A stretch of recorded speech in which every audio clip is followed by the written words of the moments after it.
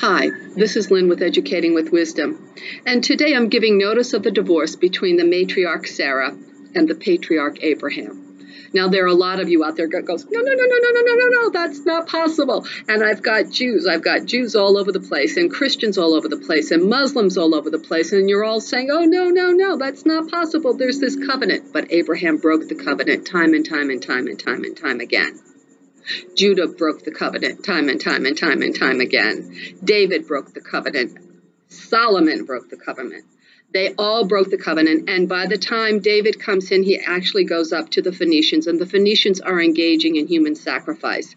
And Zadok and the Cohen are Phoenician priests out of Tyre, out of Carthage, who bring in Moloch, who have the tophet, which they let you know Solomon has built, and his wife is a Moabite who worships this, and Solomon is engaged with the Phoenicians for money. And David is the one that initiates all this. So if we take a look at the fruits of the Spirit and what's supposed to happen, the Jews have been promoting the Phoenician priesthood, which includes, as Satan would have it, the sacrifice of humanity. Israel, on the other hand, which is where Jesus is about, he's not out of Judah, he's out of Israel, he's from Nazareth. That whole thing is a scheme. He is about bringing humanity up to heaven, not down to Sheol. And when we look at Shemal, as in Jerusalem, or as in, Shalom, and we look at sheckle, this is the Phoenician gods of dawn and dusk. And that is in Revelations 1. I am the Alpha and the Omega. They were known as the Alpha and the Omega. They are. Okay, so let's put that on pause and let's just take a peek. Here we go. Here is the Shalom. It's from the Canaanite religion, representing the evening star. They didn't like it. The Jews did not like it when the Venus was taken on by the female Aphrodite, or anything like a female Aphrodite. They wanted this to be. The city was named after him and the biblical king. May have been. Okay. Certainly, here we go. His brother is Zechar. They are twin deities for dusk and dawn. They were conceived as its beginning and the end. Now, I want to take you into something called Scripture for All, because I want people to be able to have this as a resource. It's been online. I've used it for years. I have the downloadable. Here we go. We're going into the Greek-English interlinear. Revelations 1.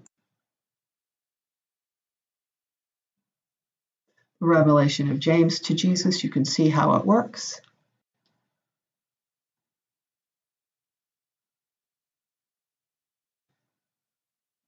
I am the Alpha and the Omega, the beginning and the end, the Lord, which is the Almighty to come. Here we go. You can see the original, or it's not the original, but it is an older copy of the Greek.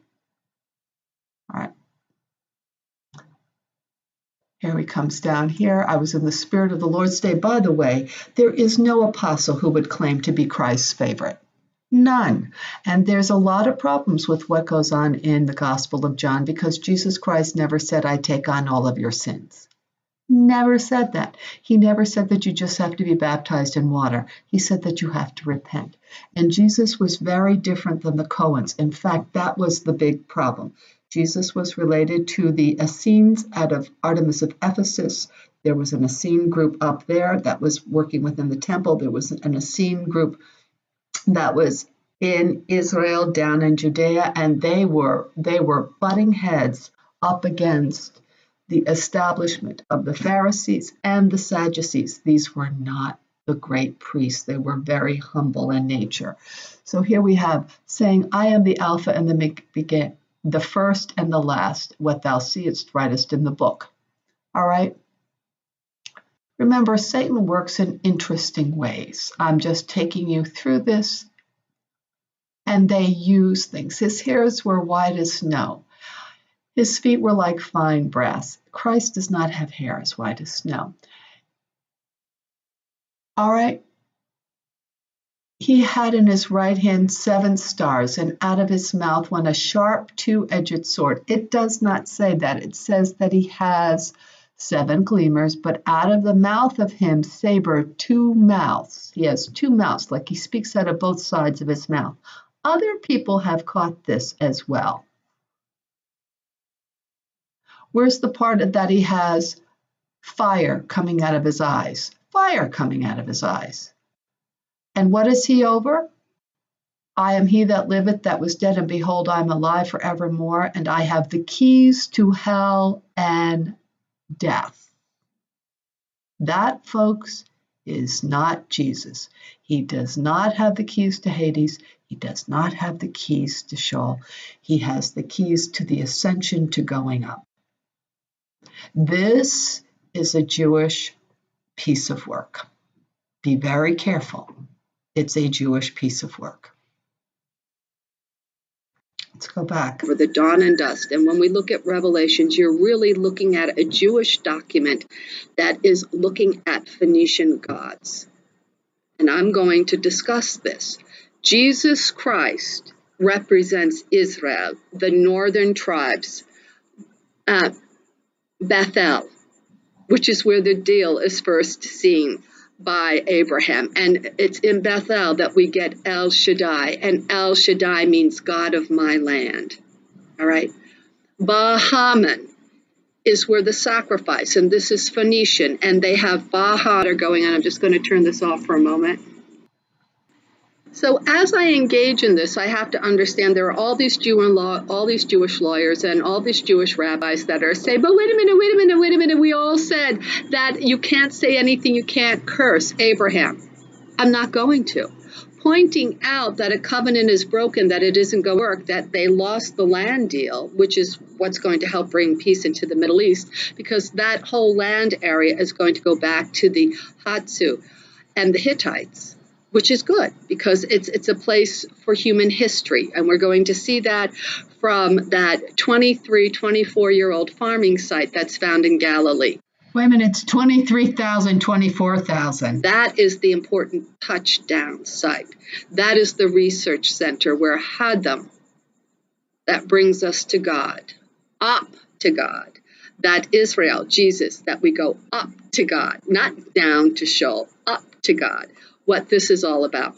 So in order for the Jews to get the blessings that they need, they have to understand that in the terms of the agreement, if Abraham did what he was supposed to do, he would peaceably have gotten this land. Let's take a look at when Isaac shows up. And obviously he didn't father Isaac, which is the problem here. But when Isaac shows up, there's no recounting of Isaac going to war or being violent. There is a recount, unlike his father, when Rebekah is infertile, he prays that she can conceive. That's something the Hittite and the Hatsu did. Abraham never prays for Sarah. He prays for everybody else, but he doesn't pray for Sarah.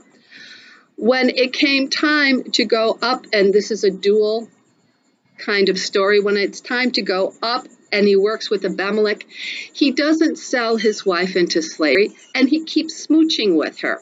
And on top of that, he's a farmer. And the Hatsu and the Hittites were heavily farming, but Abraham was all about herding. So we have a very different individual.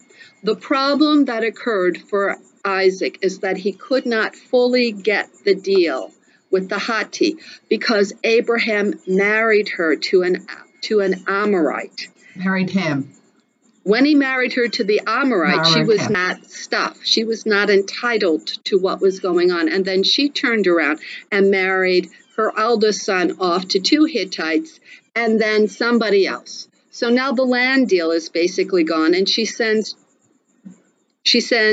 Jacob over to another whole deal. So because of Abraham, they lost the deal. And they continue to lose the deal. So when you wonder why there isn't this great peacefulness, it's because of that. But what there is the rise of patriarchy. And in the case of Jesus Christ and God the Father, we hope to replace this violent patriarchy, the violence of God the Father, was something that has nothing to do with Zeus, nothing to do with Baal-Hamon, nothing to do with Abraham. And some of the settings of the New Testament are clearly drop-ins that are Jewish. They are not of Jesus Christ. Okay? And I'll show you some of these things. So we have an Old Testament, New Testament that is infused with Judaism, but Jesus Christ came, and when he is crucified, he says it's over, which means finally there's no hope. The deal's completely over, and we're leaving. The deal is leaving. And Paul makes it clear. Paul the Pharisee said, the law is not working. Now, the reason why this is also important for the Jews is because if we look at all those laws really began to happen after the Babylonian captivity. And if we look in terms of even the Abraham story says they were driven under the Chaldeans. Well, the Chaldeans didn't even exist until 1,000 years later, so it wasn't the Chaldeans. The whole story is replete with holding up these evil Phoenician gods, while at the same time abusing themselves against the far more fairer gods that you would have found with Sarah.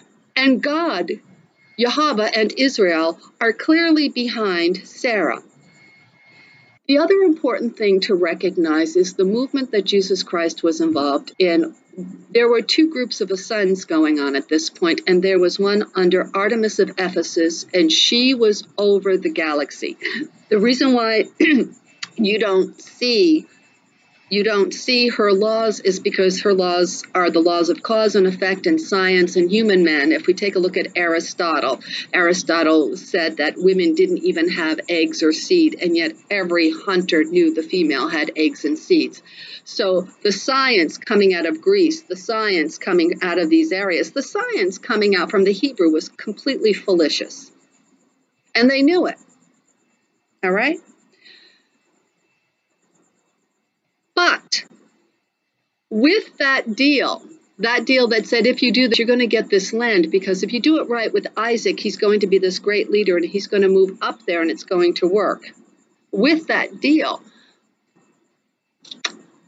because Abraham broke it, but you continued to keep using it as the deal, that history belongs to Sarah and God. And we get to discuss the felonious nature of that history. That's how it works. Here's finally, and most importantly, the second, the age of the fathers and the age of patriarchy. Oh my goodness, this is such a violent period of time. But during this age, and what you're going to learn is sins are generational. And it's completely wrong to say, okay, it stops with me. I don't have to say I'm sorry. I don't have to give atonement to my wife or anything like that. I can give her AIDS. I can give her syphilis. That's okay. It doesn't matter. It just doesn't matter. None of this is real. And Jesus Christ says, none of this is real. He lets you know that pornography is wrong. He lets you know that adultery is wrong. He lets you know that men commit adultery. And so does Paul. This is the beauty of Paul. If we take a look at this age, we have the Essenes. And the Essenes are under Artemis of Ephesus, and they're down here in Israel. They're in the north, they're in the south. And Jesus and John, as well as Acts, speaks about a group of people who behave like the Essenes. This is a different story. So let's wait. Finally, the blessing and forgiveness. Because sin can be intergenerational and you keep carrying it through. There are the tree of life. And I will get back to the tree of life each and every time. We have, here's life. You're going to know good. You're going to know bad. And here is the tree of life. And in order to enter that tree of life that Jesus is speaking about, you have to Let people know what's working. Let people know what isn't working, and repent and go out and do what needs to happen. And it's really very simple. And that's how you get involved in the tree of life. By outing this, I actually add Abraham in this story and the Jews in this story. I add it to the tree of life. I begin to add the story of patriarchy to the tree of life so that we can go in and take a look at why it happened, what was going on. But at this point, I'm just going to go in and look at the divorce of Abraham and Sarah. And I need to do this because God requires it of me so that I can move forward and the world can move forward into the age of Sarah's kings. And Sarah means noble or chief, just as Israel means hand or arm of the noble God or of the chief God. And this is what Jesus Christ is about. So this is necessary. Okay, thank you. All righty. Hi, this is Lynn with Education. I just wanted to show, I went into Genesis for a moment because we're going to deal with the issue of wife and husband. And I'm not teaching this chapter right this minute, but this is Genesis 3. This is in Scripture for All. This is the Hebrew that you can find online. And here we have an English, a pretty traditional.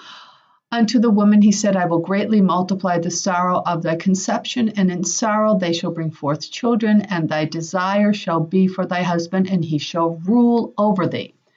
Now, actually, the word sorrow means heartbreaking work, and the same word is used for Adam, but they use it as sorrow here, just plain sorrow. And this whole discussion never talks about the joy of having children either. But I wanted to point out something very important, and that is the people have realized whoever controls the archetypes controls the mind. And so if you deliberately say things wrong, it is a kind of sorcery, witchcraft. Because when you send people off in their minds, it is a spell that becomes pervasive. So the one of the husband shall rule over you is a big one. So let's take a look. Whenever you see the be as a prefix in grief, and you're going to see this in the Lost Book of Nostradamus, and you're going to say that's an occult. I am pointing out the witchcraft here, and Nostradamus points out the witchcraft as well. Every time you see that in, that be beforehand, it means in. Okay? Where's another one that we have here? In sweat, be this. And yet, in grief, you shall give birth sons, and to man of you, impulse of you, and he shall rule, and there's the be, in you. Not over you, in you. And what it meant is that you will have desire for this man. He's supposed to cleave to you. This is a one-on-one relationship. He cleaves to you, and you will have an impulse, even though your life is at risk, and he will have certain rights and responsibilities and control for your reproductive organs because they're going to be his children. He's going to cleave to you. You're going to have that. But he is not over you. Only God is over you. Only God. Again, this is a form of sorcery. This is a form of witchcraft. This is deliberate, folks. This is a deliberate lie. Yahweh means hand living God. Hava, and her real name is Hava. It's not really Hava, it's Hava. Her name means living. So it's not really her name because God calls her Eve. And this is important for Sarah because the Jews are not giving women the due that God told them they had. And Adam is androgynous, male, female. God says, I will make them facing counterparts. And then they are named Ishah and Ish. And on the day, this is Genesis 5, God created them male and female, and on the day he named them, they were called Adam. We're both called Adam. Notice there's the B, in. B, in. There's no over here. So God called women, called Ishah, Adam, and him, because they separated. That one being was called Adam, and they separated into Ish and Ishah. When you tell the story differently, it's a form of the occult, it's wicked, it's Luciferian, it's Satanist, it's misogynist, it's a complete lie, and they've always known it. Now let's go on to Sarah and Abraham. Here we go. And it talks where they are living in the land of the Chaldees. All right, in Ur. Whoopsie daisy. So, the genealogy for this, we all know, isn't correct, but let's go back to this. And Terah took Abraham and his son, and Lot the son of Haran, and his son's son, and Sarai his daughter-in-law. There is nothing here that says she is related to Abraham in any way, shape, or form. And in fact, in both the laws of the Hatti, because she wasn't Hittite, she would have been Hatti at that time. The Hittites took over. In the laws of the Hatti or the Hurrian, as well as the Amorites, if you were a half-brother or a half-sister, you were not allowed to marry. They were far more decent than this. You were not allowed to marry, okay? So the land of the Chaldees, remember, the Chaldees actually occur, 1,000 years later. And they came unto Haran, and they dwelt there. So in order for them to go here to here, Haran is going over to Turkey. It's further away. It's, if I were to show you this on a map, I can't remember if it's part of Iran or part of Turkey, but they're going in the wrong direction.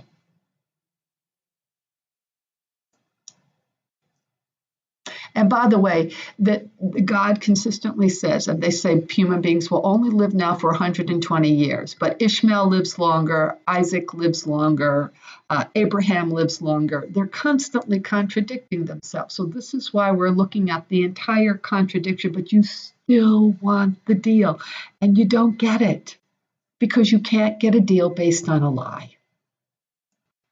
I'm just showing a Cohen, our Phoenician priests. They engaged in human sacrifice. They are linked to the Catholic priest. I'm going to take you through this area. All right, we're not going in. It's Punic. It's for priest, and the Punic is Cohen. All right. So, and Jesus is not Cohen. They want to make him Cohen. He's not Cohen. He's not Cohen. He's not Phoenician. If anything, his mother comes from the area of Benjamin. And remember, there is a story here to justify the land they're going to get, and this comes about. This story really begins to come together with the Babylonian group leaving Babylon, and they're making a lot of the story up. But some of this they sort of remember. And I will bless those that bless you and curse those that curse you, and none of this is. So anyway, remember, there's a neat thing Satan says there. I'm not cursing them. So Abraham departed the law and spoke. And the souls that they had gotten in Haran, and they went forth into the land in Canaan, and into the land in Canaan they came. Now Abraham is a herdsman, and understand that per capita hunting and gathering uses the greatest amount of land. Then it's herding, and then farming uses the least amount of land. So farming is very important. And take a look at this, because at some point there's a famine, and there he goes up and he goes into the Bethel, and he builds an altar to the Lord. But every place that Abraham builds an altar and yells out, God does not answer him. But Bethel is going to be important, and Bethel is where Yisrael, and Yisrael Jacob is not being renamed. It's used too many times in the beginning as two individuals. It's only later then it's really confused. Israel is really the archangel, and this is where Yeshua, Jesus, comes down. All right, so here, and it came to pass when he came near to enter to Egypt that he said to Sarai his wife, Behold, now I know that thou art a fair woman to look upon. And so what he does is he puts her on the block and sends her in as a concubine. Now, if she were that beautiful, somebody would have taken her a long time ago. But he puts her on the block. What happens? Things happens to Sarah. Things happen, and he leaves her there, and she's voiceless. Sarah is voiceless. I mean, this is devious. She has no voice. You don't hear her concern, her worry. She can't say anything because she has Abraham and all of his people saying that she's his sister.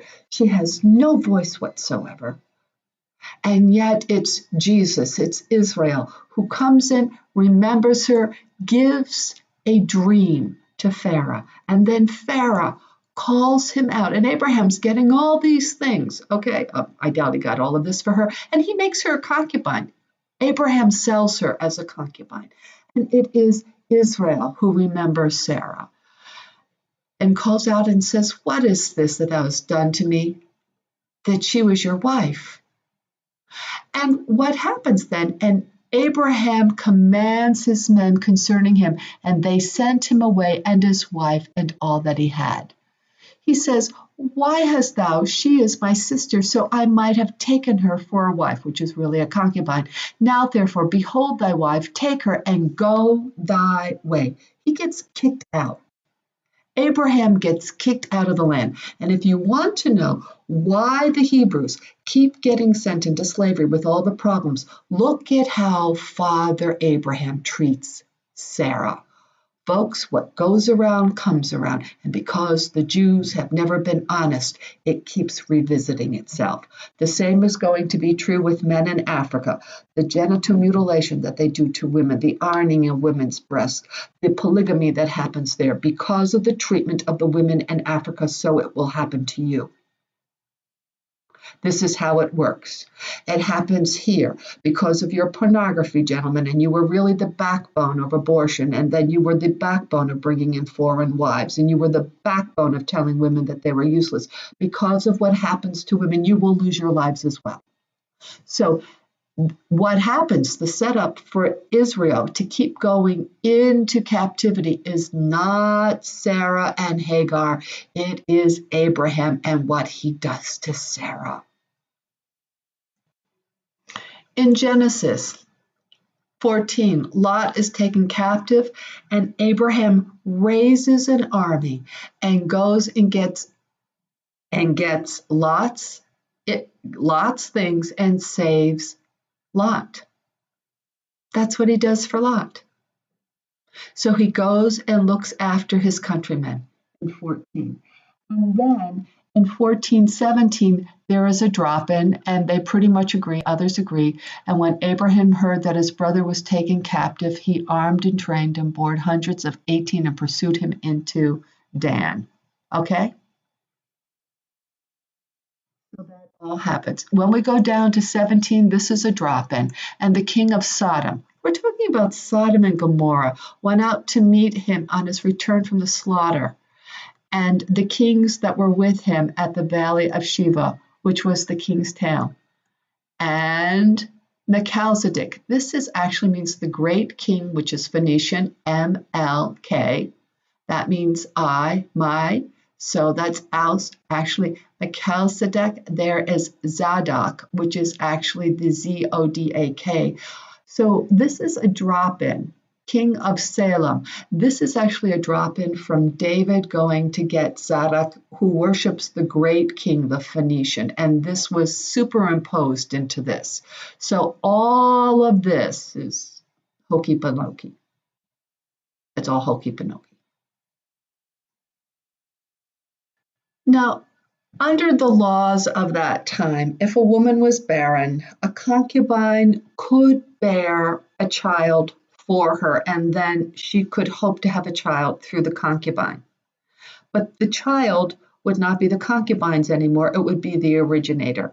That's not what happened in the Hagar situation. Hagar retained control.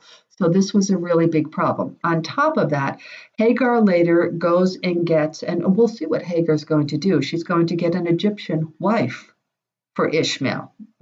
Well, this is about the Hatti. This is not about the Egyptians. This is about the Hatti and the Hurrians. That's their land. This is not Egyptian land. Okay, so here we see where God goes through. God changes names. I believe this is the sign of the covenant. Okay.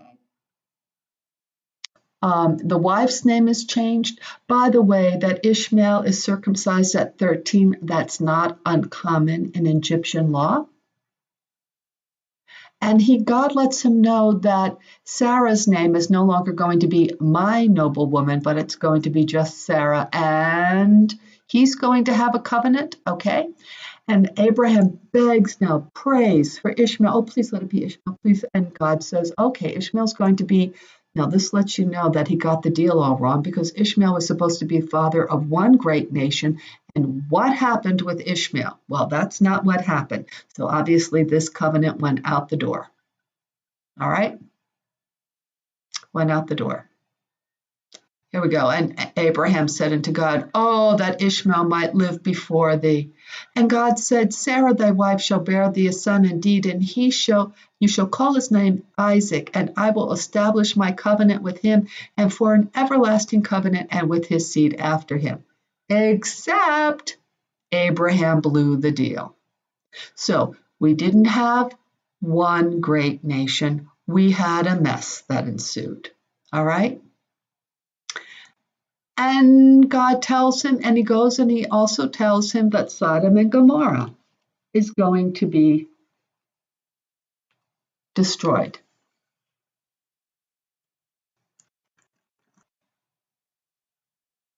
In Genesis 18, God again supposedly visits. It's around the area of, this would have been around the area where Sarah was from, or where her people were from.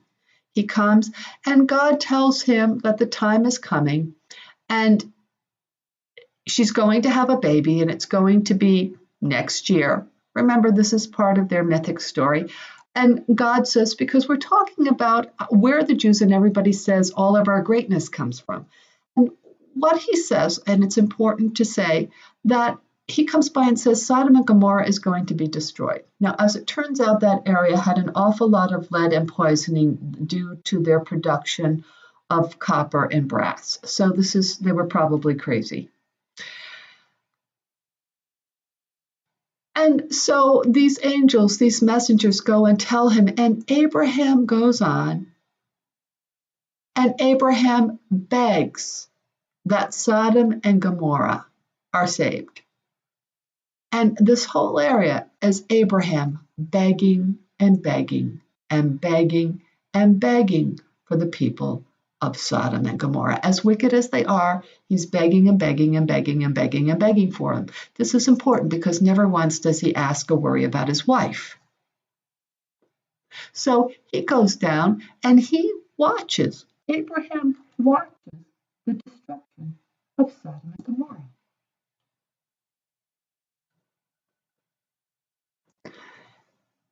After Abraham has taken his family and they've witnessed the destruction of Sodom and Gomorrah, but this is in the west. This is where I should say it's in the east.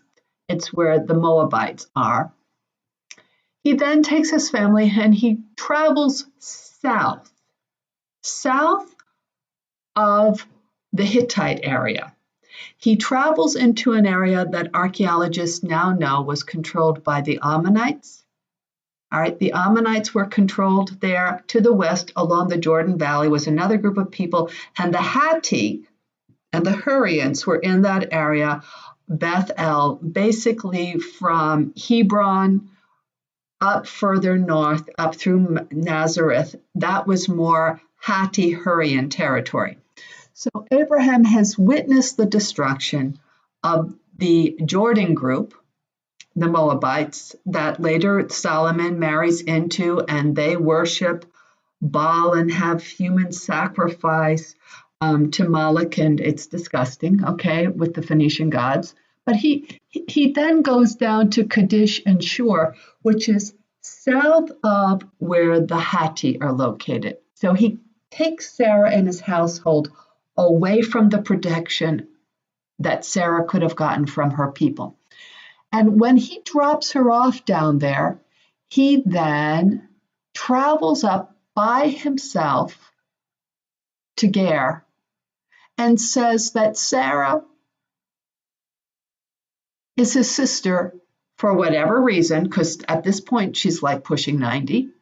And the king of Ger goes south and takes her because Abraham is not interested in God of that land, Sarah's God, El Shaddai. He is not interested in the fulfillment of that prophecy. He has just witnessed the destruction of Sodom and Gomorrah. And instead of hopping into the sack with Sarah and saying, okay, baby, we're going to have this baby, it's time, he doesn't. He wants Ishmael. So he goes away from her territory, leaves her there, goes past Bathsheba. And Bathsheba, he's already dug a well when Hagar goes down there. The well is already ready for her. Her boy is 17 years old. She's not carrying him on her shoulders. Everything is already set up for them. The well has already been done. Okay? And so, again, he goes down away from Sarah's people. He figures, I'm going to get him away from this God. This God's not going to win. I'm going to keep Ishmael. Ishmael's mine. Hagar's mine. And that's it. And then he goes and he sells his wife again. And for whatever reason, maybe he says she's a great midwife, whatever happens, because what happens here with Abimelech? All right. Abimelech, again, Israel comes in. Oh, El Shaddai, the God of my land, keeps showing up and he keeps saving my wife and I'm trying to get rid of her. Oh, God, I'm trying to get rid of that woman. And at this point, Abraham says, oh, yes, he's looking like the great prophet. Oh, well, yes, I mean, yes, that is, of course, yes, I am a prophet. Oh, yes, great prophet. And Abimelech says, and now you actually have to bless me. God tells me you have to bless me. So it's like, it gets even worse, all right? And Abraham now comes back, and we don't hear anything about Sarah. Now, she's been there for a long time because according to the story, everybody's womb has closed, which means they're not getting pregnant. They're having miscarriages. Everything is going to pot. She's not the great midwife, whatever it was going to be, because she's 90 years old, and nobody's going to marry a 90-year-old woman. This is some crazy story. But according to the Jews, Abraham has the deal and we can't say anything about him. And so you will continue to go into slavery and you will take the world into destruction if we don't discuss these things. And I read things now by Jews, by critical Jewish people that are saying this was really bad what Abraham did. All right? So here we go. Now, after this woman has been pimped out, her husband took her away from her people, took her away. He goes back now and he's in the Hebron area, I guess. And she gets pregnant. And of course, she did not have sex with Abraham. Of course not. So Abraham, God remembers Abraham. Where does it say this?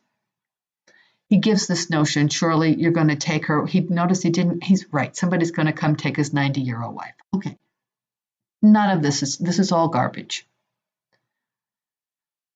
All right. So it's a very interesting story, and Abraham and the Jews are lying through their teeth. So let's go. Look at this, folks. Genesis 21. This is the beginning of our Yahshua Jesus movement. And the Lord visited Sarah as he had said, which is Yahweh, which is the living God, had visited Sarah, which he said he's doing. And Yahweh is actually she. This is actually a feminine noun. For Sarah, which she had spoken, it should be she, Yahweh, again, this is a feminine noun, and she is becoming pregnant and she is giving birth.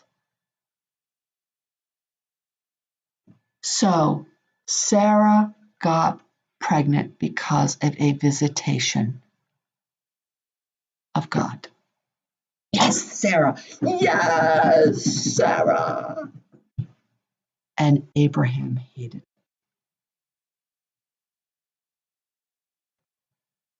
And of course, Hagar. Of course, Abraham is going to gravitate toward Hagar because he knows that that's his son. And this one is Yahweh's son. So you've got to be careful. You've got to be looking for the older woman, and I'm going to show that to you shortly. So again, Isaac is Yahweh's. And down here, Sarah says, you have to send Hagar out. He cannot be getting the same alliances. He cannot get the same. He cannot be here. And so Abraham sends her out, and this woman is taken care of, and she's going into an area where a well has already been dug. And down here, so all of this is going on. And by the way, it says that he's about a bow shot, and she gets an Egyptian wife for him, but that's the deal. Now, there's so much more to this story, but I'm going to hold on to this for a moment. So Isaac is not Abraham's. Isaac is God's. But Abraham is being asked to bring him up. So Sarah did not necessarily want to send Ishmael away, but Ishmael was Abraham's. Isaac was God's. Isaac is the promised child, not Ishmael. Abraham constantly leaned to Ishmael, and yet everybody within the tribe knew that this Isaac was a very special child, and all their wealth and everything they got was because Abraham had kept pimping her out. And so now it says here in Genesis 22, and it came to pass after these things that God tempted Abraham and said unto Abraham, he said, behold, I am here. And he said, now take thy son, thy only son, Isaac, whom thou lovest, and get thee to the land of Moriah and offer him there. So he's going further north upon one of the mountains, which I will tell you of. So Abraham is further south, living further south, and he takes, and he doesn't tell Sarah he's going. And he says, your only son. But it's not God doing that. Abraham is doing this on purpose. So Abraham is not telling Sarah what he's doing. He's not telling everybody else. He takes a few people. He treks for days to get away from the God. And on the third day, he lifts up his eyes, and he says unto the young man that goes with him, stay here with the ass, and I with the lad will go yonder and worship and come again. And then Abraham, and he doesn't tell anybody that he's going to go up there and kill this boy. And Abraham took the wood offering, the burnt offering, and laid it upon Isaac's shoulders and the knife. So Isaac is bearing his cross and going up there. Now, God is not telling Abraham to do this. This is what Abraham is doing, and he's hearing it in his mind, and this is going to happen. And Isaac is saying, well, how come we're doing this, Dad? What are we going to get? What's going to happen here? Where's the fire about? Where's the offering? And then all of a sudden, as he's getting ready to do this, and he's got his kid he's got God's child upon that pyre, and he's about to kill him, God sends that ram. And he says, don't you lay a hand on that. And this is where the stories get mixed up. Absolutely mixed up. And the Christian church and the Phoenician priests that are now the Catholic priest and all of that, this is absolutely wrong. This is where the story goes amok 100%. And he says, don't you lay a hand on thy son, thy only son. And God lets him know. You don't see the other story. God lets him know. People are going to know you killed this boy. You're never going to have anything. And that's going to be it. So they take the ram, they offer it, and at this point, Isaac is really, and you don't even see the story, Isaac is completely traumatized. But it gets worse. When he's done, he does not bring Isaac. He does not bring Isaac back to his mother. He goes down and hides south in Beersheba. And by the way, you know who Hera kind of hangs out. That's where that well is. And this is south. This is south of the area of the Hatti. So let's take a look at this. Abraham comes down here with Sarah when he wants to get rid of her and then goes north. Now Abraham is here in Beersheba. This is the area that the Amorites, this is Abraham's group, they're down here. So now after he tries to kill his son, he brings him back down here. And he hides out here and he's out of the area of the Hittite. Okay, or the Hatti, I should say the Hatti. I don't know what this is that keeps popping up. And he's hanging out down here and he's hanging out away from, here's Beersheba, he's hanging out away from Sarah. So Sarah has gotten this message that something horrible, horrible has been happening. And after that,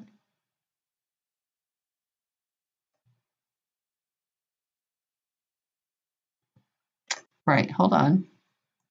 So Abraham returned unto his young men, and they rose up and went together to Beersheba, and Abraham dwelt in Beersheba. His wife was in Hebron. So they're not married anymore. He stayed in Beersheba, and it came past that it was told Abraham, saying, Behold, Milcah, and she has also borne children unto thy brother Nair. And he talks about all these other people. So they throw these things in there so that they've done this a few times. After the destruction of Sodom and Gomorrah, they sort of go on a walkabout. And so that you don't see what Abraham is really doing, that he's really getting rid of his wife and that he's going to go back up into Greer and let her go. It sort of makes him look innocent. And so they sort of give you this area in here so that he dwelt in Beersheba. And it doesn't go on. It tells you about how his brother's having all these children. It makes it look like poor Abraham, but there's no poor Abraham, because let's pretend that this isn't here, right here. Let's pretend that this part isn't here anymore. And let's go right from he stays in Beersheba, which is south. Okay, and so let's pretend that area isn't there. So now it comes right to this. And Sarah was 107 and 20 years old. Remember, you're not supposed to live over 120. And she died here, which is the same as Hebron, in the land of Canaan, which is where the Hatti were, or the Hurrian. And Abram came to mourn for Sarah and to weep for her, and stood up before her and spoke unto the sons of Heth, who were the Hatti, saying, I'm a stranger and a sojourner with you. Give me a possession of the burying place with you, that I might bury the dead out of my sight. He doesn't want her in his sight, and he doesn't want to put it on his land. He does not want her on Sarah's land. That's Sarah's land because Isaac later goes into Sarah's tent, takes possession of it. So he and Sarah were separated, and this whole story gets worse. They were separated. They were not living together. He was a monster towards Sarah, a monster. Okay? And they get what they call the field or the cave of the patriarchs, and Sarah is no longer married to him. God does not recognize it, and that's why the Jews kept getting sent into slavery, and why they will take the world into destruction unless this comes out. And it's time that the Christians back down, because this is wicked what they're doing. This is not of Jesus. This is not of Paul. Okay? And when you see Heth, these are the Hatti. All right? And there's a whole different story that goes there that I will share. Let's go see what Abraham does then. After he buries Sarah, now I'm done and you'll understand. Remember, he was supposed to have one child. He goes and he gets a wife for his son from the Amorite, not from the Hatti. And she doesn't like the Hittites or the Hatti. She doesn't like the Hatti. They say Hittites, but it's not the Hittites anymore. All right? And that's Rivkah. And then when we go into here,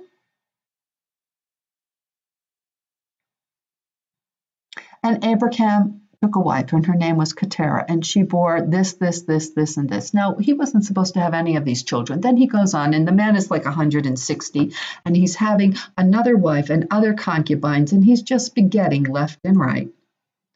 All right. And then when it's time for him to die, he gives his concubine children, he gives the sons all gifts, and he sends the other sons away, and he gives the wives nothing. The wife nothing. So he sends the son and the wife away, and when he dies, he is this, which is 100, 315 years. So he's 175. He wasn't supposed to live past 120, and when he gave up the ghost, his sons Isaac and Ishmael buried him. Now, all of a sudden, it's the field of Ephron, the son of Zohar the Hittite. Before it was the Het. Just a few years earlier, it's the Het. So they have made up a lot of this story. Under Sarah, it was the Het. Now, he was supposed to have one son. It was supposed to be the son God gave him in order for all that territory to happen. And if you want to know what happened to the deal, and if you want to know what all this war and all this destruction and all of this is about, this is the problem. So God recognizes the divorce of Sarah to Abraham. It is done.